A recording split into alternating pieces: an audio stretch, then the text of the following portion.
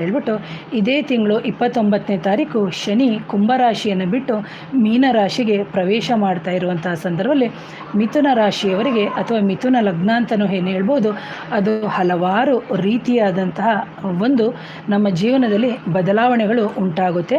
ಅಂತಹ ಒಂದು ಮಿಥುನ ರಾಶಿಯವರಿಗೆ ಶನೀಶ್ವರ ಸ್ವಾಮಿಯು ನಿಮ್ಮ 10ನೇ ಸ್ಥಾನವನ್ನು ಪ್ರವೇಶ ಮಾಡ್ತಾ ಇದ್ದಾನೆ.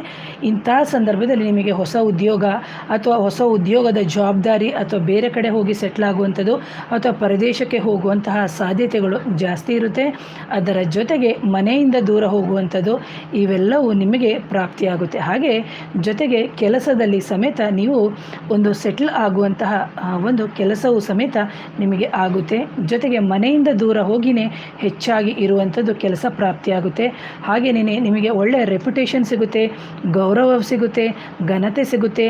ಅನೇಕ ರೀತಿಯಲ್ಲಿ ನೀವು ನಿಮ್ಮನ್ನು ಬದಲಾಯಿಸಿಕೊಳ್ಳುವಂತಹ ಒಂದು ಸಂದರ್ಭಗಳು ಕೂಡ ಬರುವಂತಹ ಸಾಧ್ಯತೆಗಳು ಜಾಸ್ತಿನೇ ಇದೆ. ಹಾಗೂ ನಾನು ಯಾಕೆ ಹೇಳ್ತಾ ಇದ್ದೀನಿ ಅಂತಂದರೆ, ಗೋಚಾರ ಫಲ ಅಂತ ಹೇಳಿದಾಗ ಪ್ರತಿಯೊಂದು ಗ್ರಹಗಳು ತನ್ನದೇ ಆದಂತಹ ರೀತಿಯಲ್ಲಿ ಗೋಚಾರದಲ್ಲಿ ಫಲವನ್ನು ಕೊಡುತ್ತೆ. ಆದರೂ ನಮಗೆ ಮಾಂತ್ರಿಕ ಬಾಧೆಗಳಾಗಿರ್ಬೋದು ಅಥವಾ ನಕಾರಾತ್ಮಕ ಶಕ್ತಿಗಳ ಸಮಸ್ಯೆ ಮದ್ದಿಡು ಕ್ರಿಯೆ ಆದಂತಹ ಸಂದರ್ಭದಲ್ಲಿ ನಮ್ಮ ಜೀವನದಲ್ಲಿ ನಾವು ಹೇಳುವಂತಹ ಹಲವಾರು ಶುಭ ಫಲಗಳು ಉಂಟಾಗೋದೇ ಇಲ್ಲ. ಹಾಗಾಗಿ ನಮ್ಮ ವೈಯಕ್ತಿಕ ಜಾತಕವನ್ನು ನೋಡಬೇಕಾಗುತ್ತೆ. ಇಲ್ಲದಿದ್ದರೆ ನಮಗೆ ಹಲವಾರು ಸಮಸ್ಯೆಗಳು ಇದ್ದಂಥ ಸಂದರ್ಭ ಆ ಸಮಸ್ಯೆಗೆ ಮೂಲ ಕಾರಣ ಶನಿ ಮಾತ್ರ ಅಂತ ನಾವು ಹೇಳಬಾರ್ದು. ಅದರ ಜೊತೆಗೆ ನಮ್ಮ ಹಿಂದಿನ ಜನ್ಮದ ಕರ್ಮಫಲವೂ ಇರುತ್ತೆ ಅಂತ ಹೇಳ್ತೀನಿ. ಹಾಗೆಯೇ ನೀವು ನಿಮ್ಮ ಕಾರ್ಯಕ್ಷೇತ್ರದ ಒತ್ತಡದಿಂದ ಮೊದಲನೇ ಒಂದು ಸತಿ ಎಷ್ಟೋ ಸತಿ ಎಲ್ಲರೂ ಹಲವಾರು ಸಂದರ್ಭದಲ್ಲಿ ಕಾರ್ಯದ ಒತ್ತಡದಿಂದ ನೀವು ಹಲವಾರು ಬಳಲಿದಿರಿ. ಅದರ ಜೊತೆಗೆ ನೀವು ಬೇಕೇ ಬೇಕು ಅಥವಾ ಬೇಡ ಅನ್ನೋದನ್ನು ನೀವೇ ಕೂತು ನಿರ್ಧಾರ ಮಾಡಬೇಕು. ಯಾಕೆ ಅಂದರೆ ಮಿಥುನ ರಾಶಿಯವರು ಇನ್ನೊಬ್ಬರ ಮಾತನ್ನು ಕೇಳುವಂಥದ್ದು ಜಾಸ್ತಿ. ಯಾಕಂದರೆ ಅದು ಬಂದು ಡಿಯೋಲ್ ಸೈನ್ ಅಂತ ಹೇಳ್ತೀವಿ. ಹಾಗಾಗಿ ನೀವು ಪ್ರತಿ ಹೆಜ್ಜೆಯಲ್ಲೂ ಸಮೇತ ವಿಮರ್ಶೆಯನ್ನು ಮಾಡಬೇಕು, ಅದನ್ನು ನೋಡಿ ನಿರ್ಧಾರವನ್ನು ಮಾಡಬೇಕು. ಅದರ ಜೊತೆಗೆ ನೀವು ಯಾವುದೇ ನಿರ್ಧಾರಗಳನ್ನು ಮಾಡಿದಂತಹ ಸಂದರ್ಭದಲ್ಲಿ ಮುಂದಿನ 2.5 ವರ್ಷಗಳ ಕಾಲ ಎಷ್ಟೇ ಕೆಟ್ಟದಾದರೂ ಅದೇ ರೀತಿ ಶುಭ ಫಲವನ್ನು ಸಮೇತ 2.5 ವರ್ಷಗಳ ಕಾಲ ನೀವು ಅನುಭವಿಸಬೇಕಾಗುತ್ತೆ.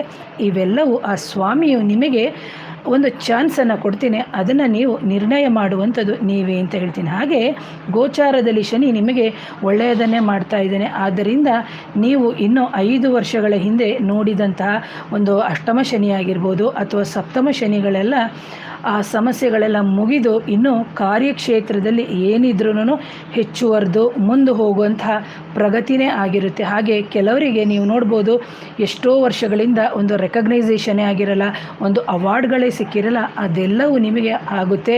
ನೀವು ಒಂದು ಉನ್ನತ ಸ್ಥಾನಕ್ಕೆ ಹೋಗ್ತೀರಿ, ಜೊತೆಗೆ ಹೈಕ್ ಆಗ್ತೀರಿ ಅಂತ ಹೇಳ್ತೀನಿ. ಹಾಗೆಯೇ ಎಲ್ಲದನ್ನು ಪ್ರಾಪ್ತಿಯಾಗಬೇಕು ಅಂದರೆ ಅದೇ ಹೇಳಿದೆ, ಮುಂದಿನ 2.5 ವರ್ಷಗಳು ಶುಭ, 2 ವರ್ಷಗಳು ಅಶುಭ ಅಂತ ಏನಿರ್ತವೆ ಅದನ್ನು ನೀವು ಸರಿಯಾಗಿ ನಿರ್ಧಾರಗಳನ್ನು ಮಾಡಬೇಕು.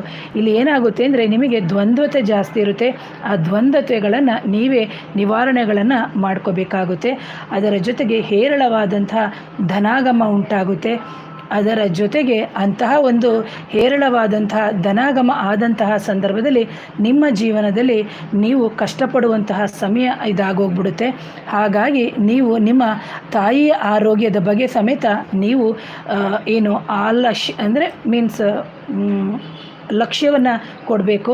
ಅದನ್ನು ಬಿಟ್ಟು ಆಲಕ್ಷ್ಯವನ್ನು ಮಾಡಿದಂತಹ ಸಂದರ್ಭದಲ್ಲಿ ತಾಯಿಯ ಆರೋಗ್ಯದ ಬಗ್ಗೆ ಅತಿ ಹೆಚ್ಚಿನಲ್ಲಿ ನೀವು ಸಮಸ್ಯೆಯನ್ನು ಅನುಭವಿಸ್ತೀರಿ. ಅದರಿಂದ ಏನಾಗುತ್ತೆ ಅಂದರೆ ಇದರಿಂದ ನಿಮಗೆ ವೈಮನಸ್ಸು ಉಂಟಾಗುತ್ತೆ. ಅಪ್ಪ, ಅಣ್ಣ, ತಮ್ಮ ಈ ಥರ ಎಲ್ಲ ಒಂದು ವೈಮನಸ್ಸು ಉಂಟಾಗುತ್ತೆ. ಅಂತಹ ಸಂದರ್ಭದಲ್ಲಿ ಎಲ್ಲರೊಂದಿಗೆ ನೀವು ನಿಮ್ಮ ತಾಯಿಯ ಆರೋಗ್ಯದ ಬಗ್ಗೆ ಸಮಾಲೋಚನೆಯನ್ನು ಮಾಡಿ ಮುಂದಿನ ಹೆಜ್ಜೆಯನ್ನು ಇಡಬೇಕು ಅಂತ ಹೇಳ್ತೀನಿ. ಹಾಗೆ ನೀವು ಯಾವುದೇ ಒಂದು ಕಾರ್ಯಕ್ಷೇತ್ರದಲ್ಲೂ ಬ್ರೇಕ್ ತೊಗೊಂಡಿದ್ರು, ಅದು ಆ ಬ್ರೇಕ್ ಆಗೋಗಿದ್ರೂ ಸಮೇತ ಅದನ್ನು ನೀವು ಯೋಚನೆ ಮಾಡಿ ನಿರ್ಧಾರಗಳನ್ನು ಸಮೇತ ಮಾಡಬೇಕಾಗುತ್ತೆ.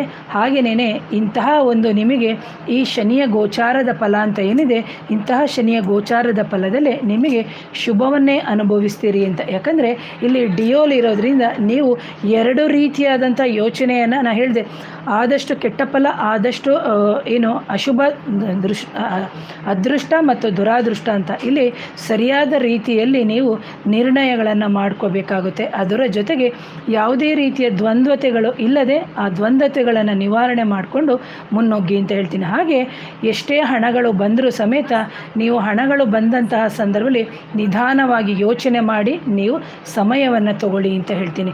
ಯಾರಾದರೂ ನನ್ನ ಚಾನಲ್ನ ಮೊದಲನೇ ಬಾರಿಗೆ ನೋಡ್ತಿದ್ರೆ ದಯವಿಟ್ಟು ಚಾನಲ್ನ ಸಬ್ಸ್ಕ್ರೈಬ್ ಮಾಡಿ, ಲೈಕ್ ಮಾಡಿ, ಶೇರ್ ಮಾಡಿ. ಒಂದು ಎರಡನೇದಾಗಿ ಯಾರಿಗಾದರೂ ಮಾಂತ್ರಿಕ ಬಾಧೆಗಳಾಗಿರ್ಬೋದು ಅಥವಾ ನಕಾರಾತ್ಮಕ ಶಕ್ತಿಗಳ ಸಮಸ್ಯೆ ಇದ್ದಂತಹ ಸಂದರ್ಭದಲ್ಲಿ ನನ್ನ ನೇರ ಭೇಟಿಗೆ ಅವಕಾಶ ಇರುತ್ತೆ. ನನ್ನ ವಾಟ್ಸಪ್ ನಂಬರ್ ಬಂದು 7019806595ಗೆ ವಾಟ್ಸಪ್ ಮುಖಾಂತರ ಸಂಪರ್ಕ ಮಾಡಿ ಆನಂತರ ನೀವು ಪರಿಹಾರಗಳನ್ನು ಮಾಡ್ಕೊಳ್ಳಿ.